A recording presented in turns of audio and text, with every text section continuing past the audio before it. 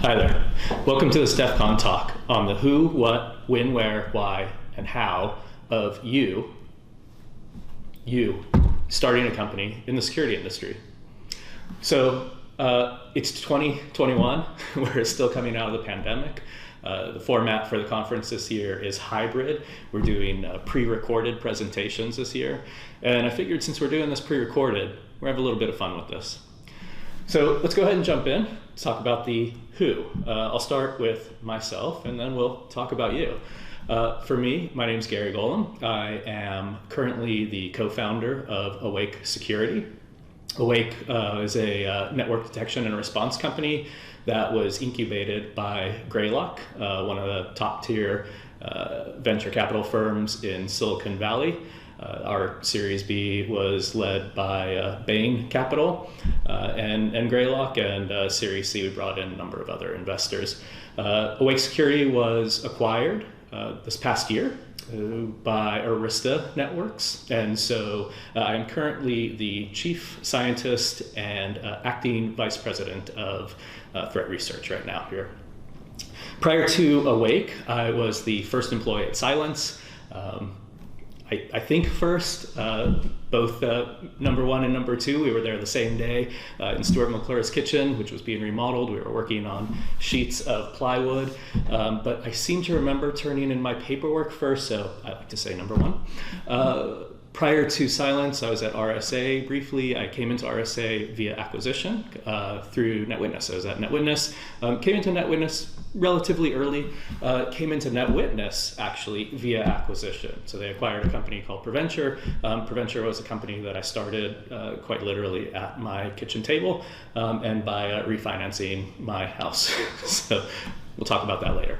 If we go far enough back, I got my start in the industry and really in startups, working with the Network Security Wizards team, eventually becoming the Director of Research and Development for the Dragon IDS. Now, that's me. Let's get into the fun stuff and start by talking about you.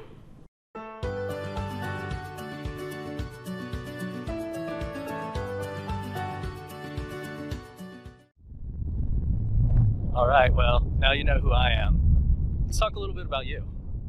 So, you might be the type of person who has said things like, you know, I need a job doing ...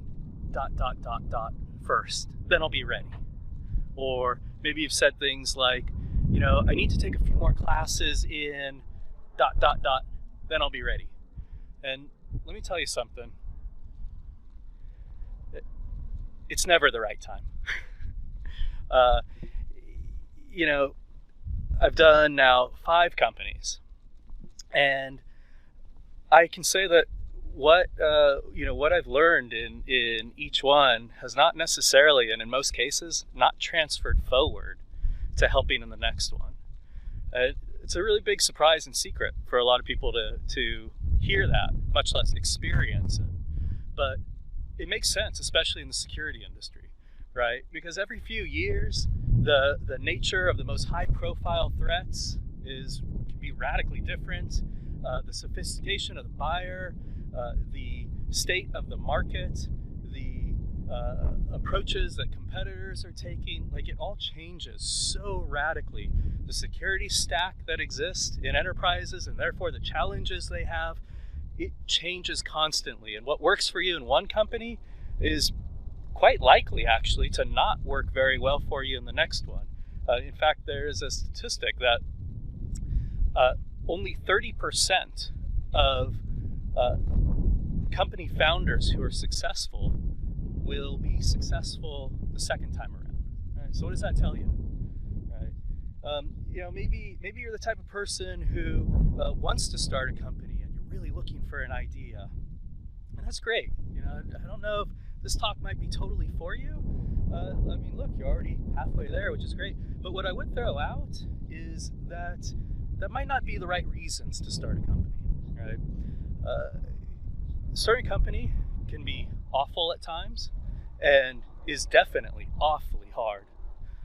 And it's a desire to start a company that I really don't think keeps anyone afloat in those times where you feel like a little boat in the middle of a deadly hurricane in the middle of the ocean that can last for weeks and sometimes months at a time. It's not that desire to build a company that's going to keep you afloat during those times.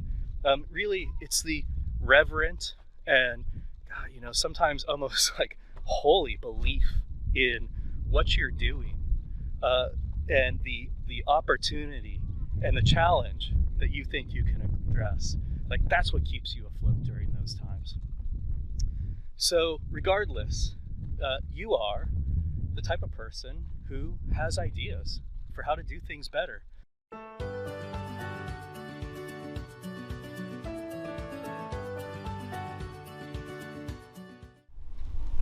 Okay, who? Now what? What are we talking about here? Well, we're talking about a company. Now, the legal definition of a company is an entity that is recognized by legislation to have certain rights that usually just individuals have, like owning property or making and taking loans and things like that. That's not what we're talking about here. As a founder, this is critical. This is one of the most important things for you to internalize, and that is, what is a company? And this is something that we actually talk about consciously. This is not just some airy-fairy stuff here, and that is, a company is a group of brilliant, flawed, interesting, complex people who get together day after day and work towards the same goal. And yeah, in an early stage startup, that goal can be fuzzy, it can change, it can be re-evaluated as time goes on, but we figure it out. Even though we're all from different backgrounds, many times different countries, we have different beliefs, even different generations working together, we come together day after day and we figure it out together. We show up with each other, and quite literally, we show up for each other. Now, again, I know for some people this may sound like just total hippie bullshit, right? Especially if you've only been in very large organizations. But remember, those large organizations started off the same way, and even to this day, they're still the same thing. A group of people showing up to help each other.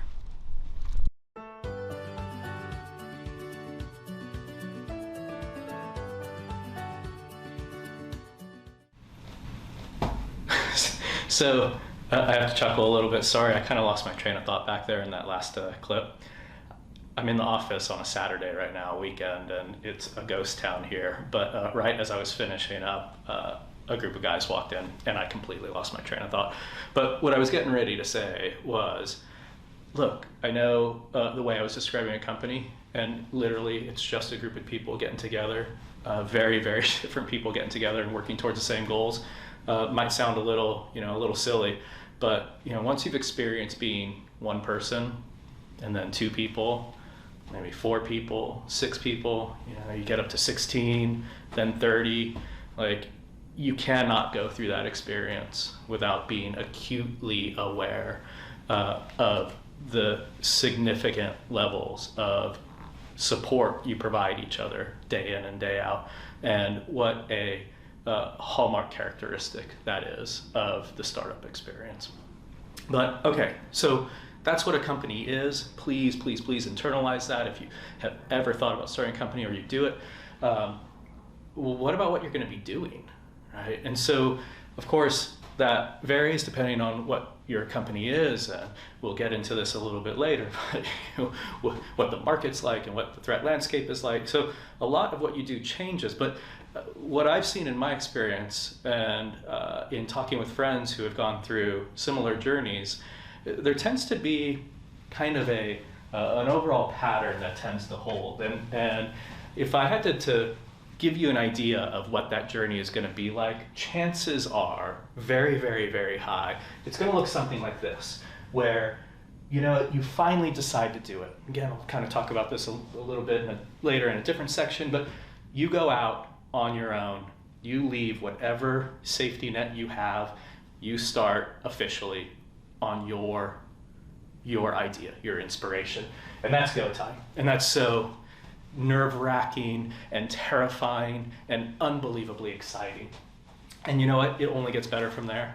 I mean, it gets unimaginably better from there, because day in and day out, whether you're by yourself or you're working with a team of people, every day is focused on solving bigger and bigger challenges, addressing bigger and bigger threats. It's creativity, it's ideas, it's, you know, coming up with bigger and more fascinating ways of doing things. It's an exciting, exciting time. Every day, if you're working with a team, you're basically getting together and geeking out and really pushing each other to the limits of, you know, your technical knowledge and creative ways of approaching problem solving. And then, you know, you finally get to this point where it's ready. You have version 1 or 2 or whatever it may be, but you have something that you can now take out to the world and show, we did it. We accomplished it. Everything we did over this period of time here, which may be quite long. In the case of Awake, this period of time was a couple of years. And by the time you get out there and you can show people what you've developed and what you accomplished in that time, it is mind-blowing. But not mind-blowing from being able to get out there, but to see the reactions to what you've created, to hear people giving you the feedback, oh my gosh, this is the most amazing thing I've ever seen. And so you get up here and there's this totally euphoric time where you first introduce your creation to the market. And then almost universally, it goes like this. You start realizing, yeah, people are saying these great things about it. They're not paying for it though. Right? And that goes on, and you start to realize over time that, you know, you got a lot right about the way you thought about addressing the particular set of challenges or threats. You know, you made a lot of really good guesses in this period of time that you were developing the solution, but maybe your approach to go to market was not as good as you initially thought it was. And as time goes on, you know, sometimes there's that certain sense of, ooh, I didn't think that this phase would last this long. And this uncomfortable phase typically becomes a force function. And I've seen this again and again and again, where it's time to make some big decisions. This is where you get to the point where you got to make a lot of decisions that have been put off, you know, for some cases years prior. And, you know, you really get to experience, being that company founder, that there's no one else to hand that off to. It's you. It's not just your responsibility. It's your opportunity to step in and be that same leader that you've seen the leaders who've come before you in your career. And the vast majority of the time, I think people, you know, do get through this. And there's usually this experience of, oh, that was what we needed to do for people to start paying for it? And they do. And then we get into this phase that can vary widely in here. But one of the common features of this phase is you did it. You know, you get out there and you ultimately start taking revenue away from those other companies who are in your space and not doing it as well as you. And that's when you get labeled a threat. And now you have a whole different set of challenges to address besides just the threat landscape. But when that happens, that's when, you know, they truly validate that all the work you did up to this point, you were right. You know, you do have a better solution.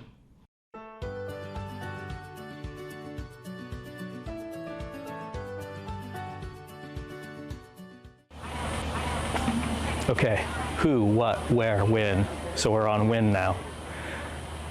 When should you do this? Right? We kind of talked about that a little bit in one of the previous discussions, right? That in certain regards, it's never the right time. But what about right now? And I think one of the most interesting things to realize is, you know, when I look back on my career, when I got started, there weren't really security departments in most enterprises. There weren't CISOs. That wasn't a job that existed. There were no cyber classes, certainly not degree programs in InfoSec, as we called it back then. You know, when I think back to DEF CON, the very first DEF CON I went to, which was DEF CON 8, you know, when it was back at Alexis Park, and it's tense outside in the heat. There was more goth mascara running than a midnight showing of The Crow.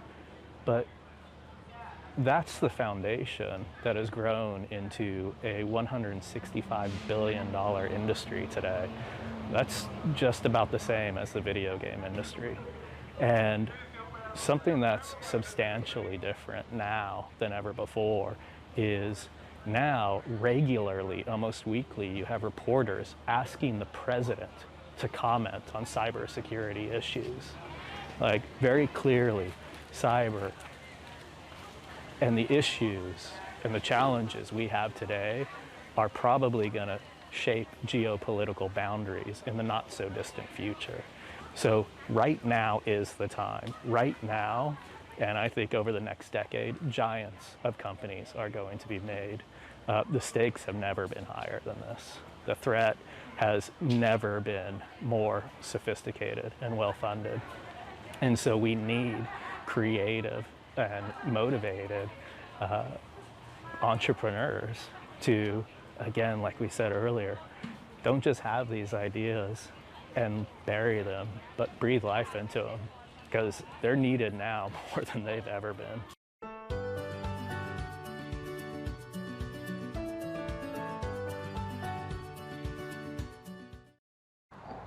All right, we're getting there. Who, what, when, where? Where should you do this? Should you move to Silicon Valley if you don't live here? Well, I mean, there are definitely pros and cons. If you live in a major technology hub like Silicon Valley, and there are a few others, actually all around the world, there are advantages in that you have access not just to capital, but there's an enormous concentration of entrepreneurs and mentors, really, people with experience who can help you along your way in a variety of ways. However, what I tend to find in these very concentrated technology hubs is what is not here is customers. And so when I started PreVenture, the first company I founded, and as mentioned, took out that mortgage on the house, and we'll talk about this a little bit more in a moment. But when I started PreVenture, that was in the Baltimore, D.C. area. And so in the Baltimore, D.C. region, you have 50 of Fortune 1000 companies, and you have thousands of other companies that are looking for better solutions. But what you don't have in these other regions are 5,000 to 10,000 startups like you do here in Silicon Valley, knocking down the door of every company close by.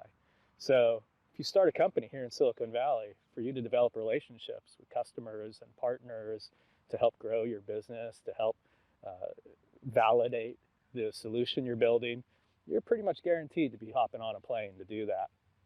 Whereas, when you live in one of these other metropolitan areas that are not necessarily considered a technology hub, you can hop in your car in less than an hour, be having lunch and developing relationships with actual customers, actual paying customers. And so, what would I recommend? I'm pretty evenly split here. There's pros and cons to both. And I think doing PreVenture, in a non-concentrated tech hub had a lot of advantages over doing a company here in Silicon Valley. When you start your company and, you need to keep putting food on the table, you'll figure out how to be successful in whatever area you're in.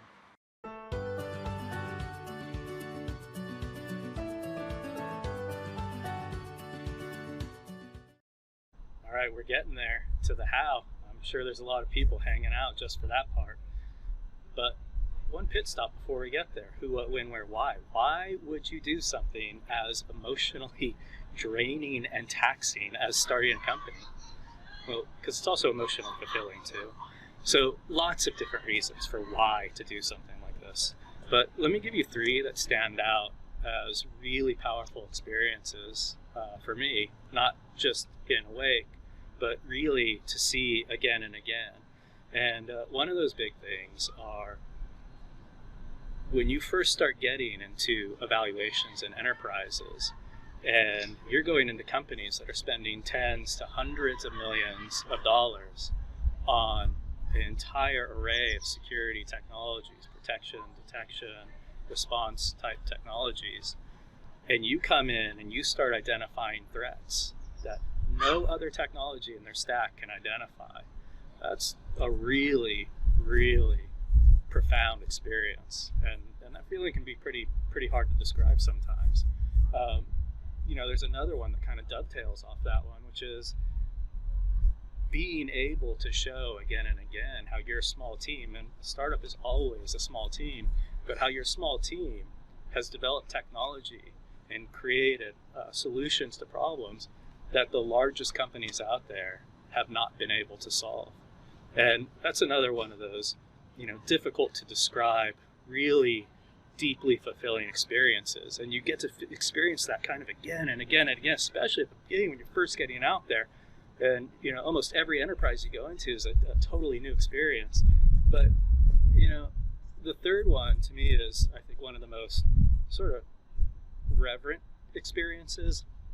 And that is, when your company is successful enough for you to see the people who came in, especially the ones who came in early, who trusted, not just trusted you, but, when people come in early, they come in because they believe in the same thing you believe in.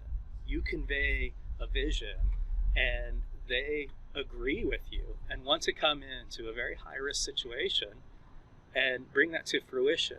And when you see those people able to get completely out of debt, to buy houses for the first time, to be able to maybe move, to be closer to family, to start fulfilling, their life goals because of the work you did when you came together to start this, to bring your idea to life. Now, that's where you start getting to the experiences that really defy words, but make every bit of the sweat and tears that come up to that point not only worth it, almost forgettable. So I'm sure you could find your own reasons. I'm sure you have a lot of your own reasons, but just know that if you've never done it before, on the path, you will find more and more and more reasons.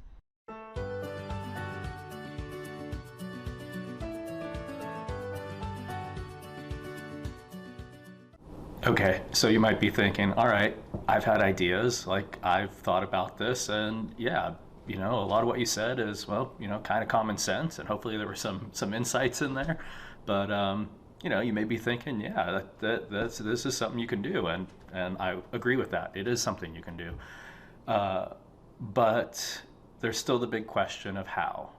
How do I do it successfully? And look, don't let me oversell this either, right?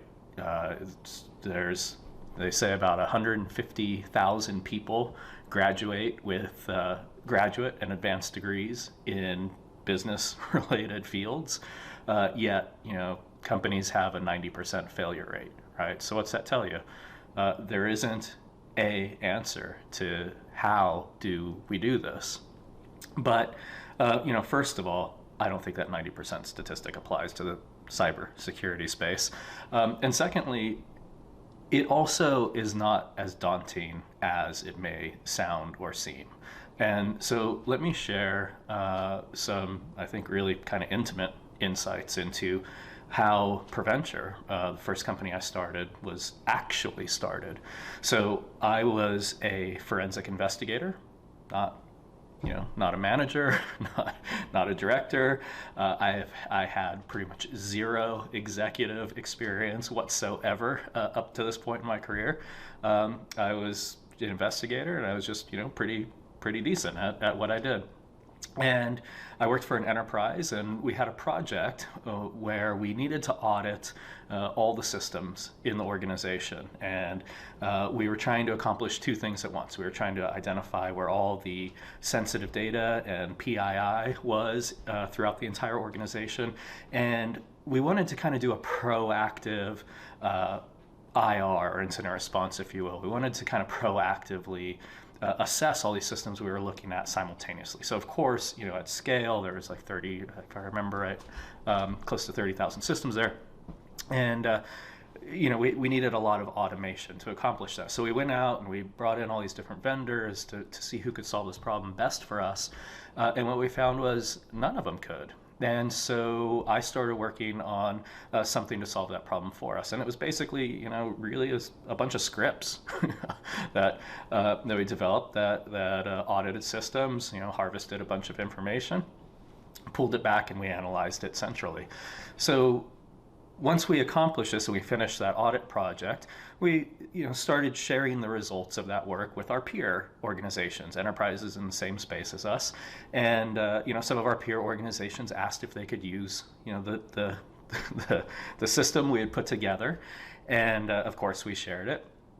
And then I started getting more requests, people asking for actual support and development, kind of a roadmap on this thing. And the CIO for the organization I was working for actually encouraged me. He kept pointing out, look, Gary, there's an interest in this. Why don't you go do this full time? And so after some prodding for a little while, that's what happened. I took the absolutely terrifying step of leaving a paycheck behind. I took a mortgage on the house, and that was the money that I was going to use to survive and hopefully bring in some help. And I had plans we were going to be making sales within a year. It was going to be fine. And so I'm going into this no executive experience whatsoever. In fact, there was an enormous amount of redevelopment we had to do. Like, I mentioned, this thing was basically, a bunch of scripts in its first incarnation, but we needed to develop this to be, enterprise ready and enterprise scale. And I had actually never even been a developer before, or even taken classes on it. So I learned pretty much to develop that system. In many ways, I learned while we were developing that system. I was very fortunate enough to have met somebody earlier in my career who joined me as a co-founder, a very talented engineer who also was a very talented teacher. So he spent a lot of time, teaching me to become a better developer simultaneously. And we went out and we did this.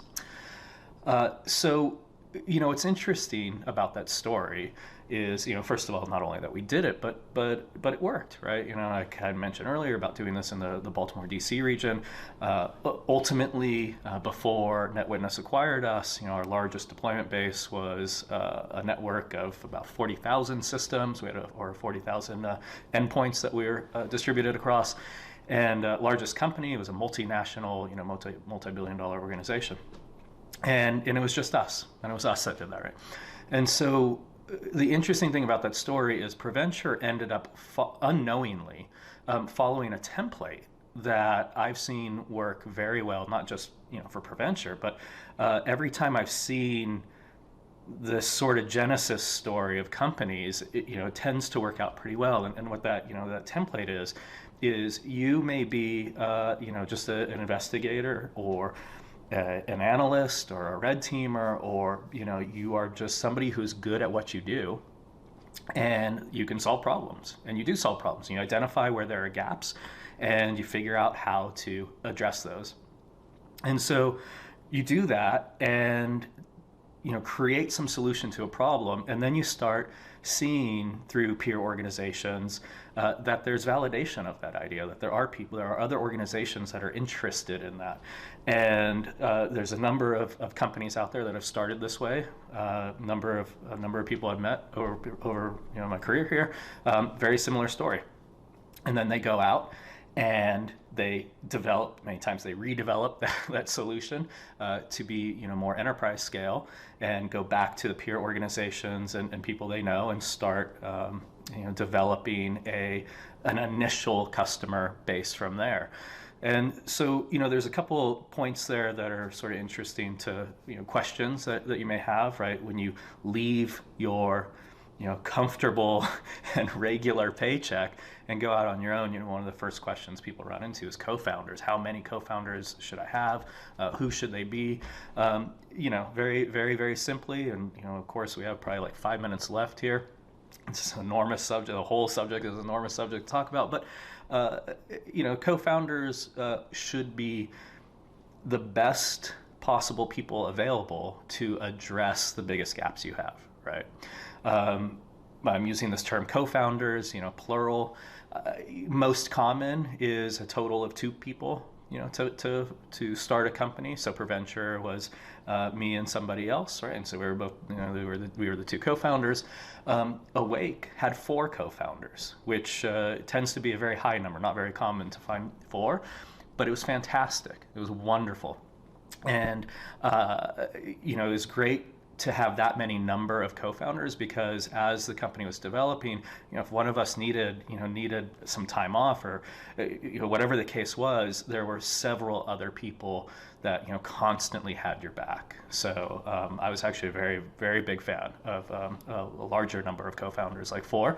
I would definitely do that again. There's another question here. Should you start a company with people you know, or start a company with people you don't know?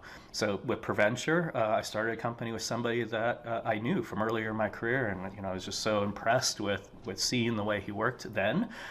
And then Awake, the 4 of us, none of us knew each other before starting Awake. We came together and met each other to start the company. And that also, I would absolutely do that again. There are so many advantages to that. The culture of the company that we developed was unlike any I've seen anywhere else. And I think a big reason for that was because we didn't know each other. The culture of Awake is just incredibly collaborative and unbelievably respectful, more than I've seen almost anywhere else. And I think a big part of that was, as the company grew, as we brought more people in, and they came in and saw the dynamics of the co-founders, that spread to the rest of the company. And what that dynamic was we were sitting across the table. Like, I know that the co-founders of, the other co-founders of Awake are, the most brilliant people in their respective fields. And so whenever we had a disagreement about something, I think our kind of default way of looking at each other was not to sort of push back and fight back like you may be more comfortable to do with somebody you've known for a long time. Instead, our default was to sort of think, oh wow, this person sitting across the table from me is brilliant, and I really respect, and they have a different opinion. And so what is it that they know that I don't know? Let me, before I say too much here, let me really figure out where they're coming from. And that, I think that really just, carried forward and became the kind of core foundation for our company, even to today, 7 years later. Okay, so there's some questions in there about co-founders, and hopefully there's some useful insights there. But you go out, you start the company, kind of getting back to that idea of the template that I've seen work well for people. And again, if you're watching this at DEF CON, chances are you are somebody who has a very probably a similar story, and you're probably good at what you do if you're here. And so, starting a company, and then you get out there to peer organizations, and of course you really start leveraging those relationships you've developed over the time that you've been in the industry, right? And then what happens next? So this is where you reach an inflection point, and it's worth talking about investment and investors. Right? We were kind of addressing that a little bit earlier, but let's take a more intimate look at that question. So with Preventure, we grew totally organically, never took investment money, and we never took investment money because of all the horror stories I had heard about friends and other people who had worked with investors, and I never saw it work out well. And in fact, early in Awake's life, I did talk to some investors, and I really got the sense that they were not the type of people I wanted to develop, a very close relationship with, like that would have that much influence over the company. And so I had a very poor kind of opinion about investors, and what I found with PreVenture was that we were able to, we did it. We developed a customer base. We were able to, support ourselves, and we were doing it. We did it without investment. Now, here's the interesting thing. What we experienced because of that was not necessarily great either. So we got to the point where we were bringing in enough revenue that where we can start paying ourselves, and we were able to start making a living. We were able to start seeing our customer base grow, and that was great. But it wasn't enough revenue for us to hire the people we needed to hire to really grow the business, right? It was still, I had to do an enormous amount of selling and trying to find deals and close deals, and I was still doing an enormous amount of development because, again, it wasn't enough revenue to really build the team and get more help in all the areas we needed. And so we had, as customers came on board, now there's customer support. Of course, there's all the legal and tax side of the business that, again, I had no background in before, but you figure it out, right? There's plenty of information out there. The IRS is more than happy to make sure you know how to file your taxes. So we hit a ceiling, and it was exhausting.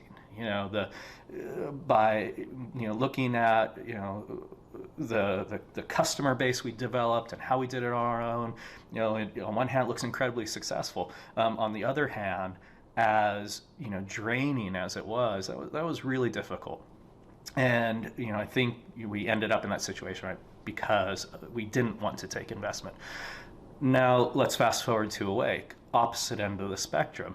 Not only did we work with investors, we were able to, very incredibly fortunate enough to work with the top tier of investors.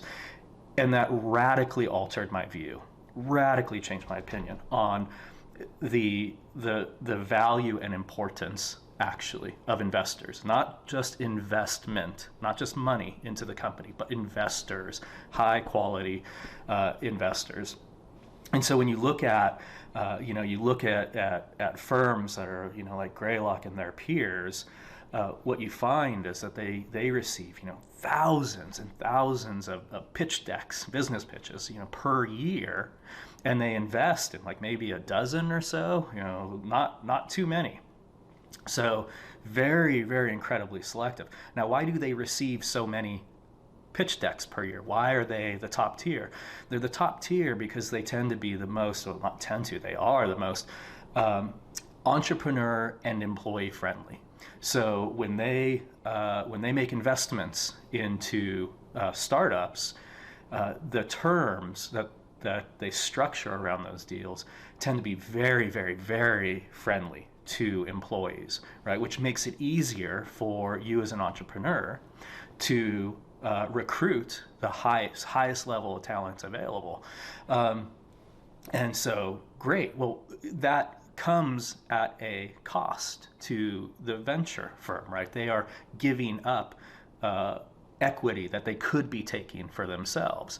Well, because they do that, so, everybody wants to work with them. That's why they receive thousands of pitch decks per year. And what that means is they kind of get first selection of the best opportunities out there because everybody is coming to them because they're so employee and entrepreneur friendly.